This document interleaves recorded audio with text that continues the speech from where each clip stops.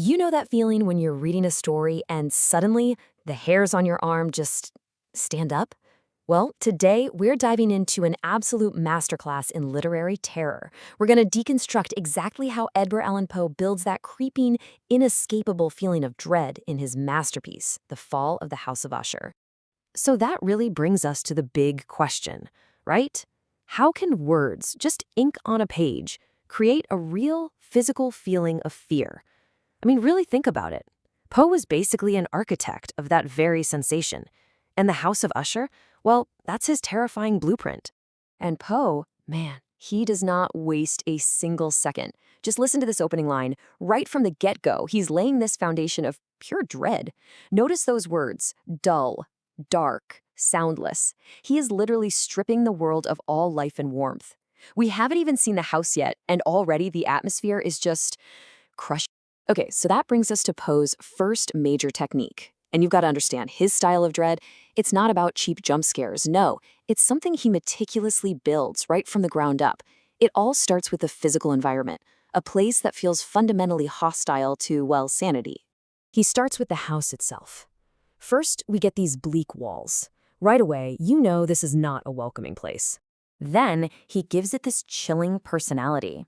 The windows aren't just windows, they're vacant and eye-like. Suddenly the house is this dead thing, watching you with empty sockets. And this decay, it just seeps out into the world around it. Even the trees are described as ghastly. There's absolutely no life here. Everything is designed to make you feel that gloom.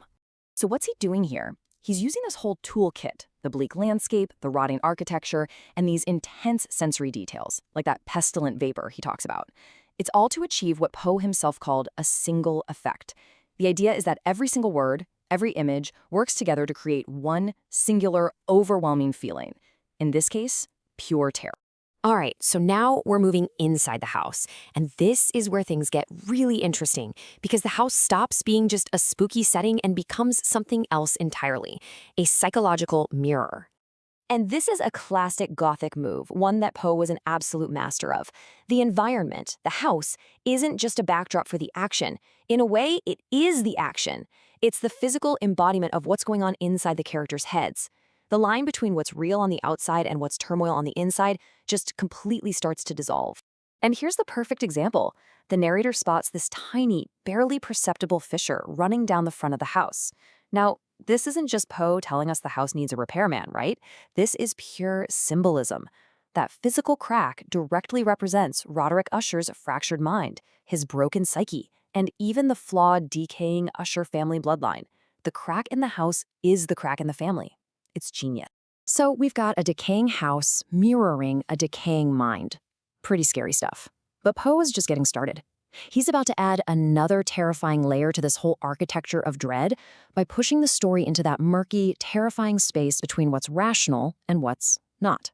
And man, this is where the horror really kicks into high gear. When Madeline Usher shows up again, bloodied, emaciated, Poe presents us with two possibilities, and honestly, neither one is good. Option A, she was buried alive and clawed her way out. Horrifying, but technically rational. Option B, she literally came back from the dead through some supernatural force. Poe never tells us which is true. He leaves us hanging in that ambiguous space, and that is what makes it so chilling. And if that wasn't enough to mess with your head, there's this.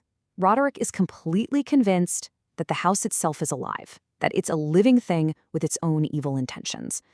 So the question for us is he just insane, or is he right? Poe makes you seriously wonder if the house isn't just a setting anymore, but the actual villain of the story. So we've got the setting, the symbolism, the supernatural, but how does Poe make us, the reader, feel it all so intensely? Well, this brings us to his final and maybe his most brilliant tool. It all comes down to whose eyes we're seeing this nightmare through. See, the story is told by this unnamed narrator who shows up as a total outsider. He's rational, he's basically us. But the longer he stays, the more he's affected by that insufferable gloom. His grip on reality starts to slip, his perceptions get all warped, and by the end, he's not just watching the horror, he's a terrified participant, running for his life. It's an amazing move because by pulling the narrator into the madness, Poe pulls us right in with him. So let's just recap Poe's blueprint for dread. You've got that oppressive setting creating a single, unified effect of terror. You have the house acting as a psychological mirror for the people inside. Then you layer on those ambiguous, uncanny events that mess with your head. And finally, you filter it all through an unreliable narrator who drags you down into the madness with him. It is a perfect recipe for psychological horror. And that's the final unsettling thought Poe leaves rattling around in your head, a question that makes his horror absolutely timeless. He forces us to think about the link between our external world and our internal state. So let me leave you with this. If a house can mirror a mind, what does your own look like?